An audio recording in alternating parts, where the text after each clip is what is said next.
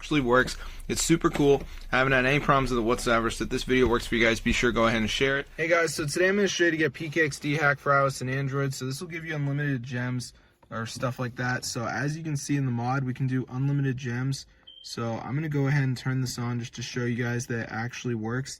And let's see if they go up. So as you can see guys, at the moment we are pretty poor, but they should start increasing right now. So let's see what we get, and we're not going to get upset. So you can see right now I got 800, which is really bad. So hopefully we see an increase, guys, on the PKXD. Look at that. So I'm going to show you guys how to download this onto your device. It works for iOS and Android. So let's get straight into the video, and I'm going to show you guys how to get this PKXD hack. So what we need to do, guys, is go to our browser, and I just want you to type tweakmod.com. So let me just type it in right here. So now we're just going to type PKXD, and as you can see, guys, it came up. So go ahead and press install.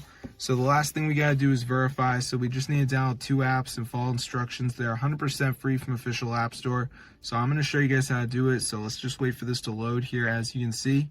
So yeah, it's just going to let it load, and we should be all set. So yeah, this is super cool, guys.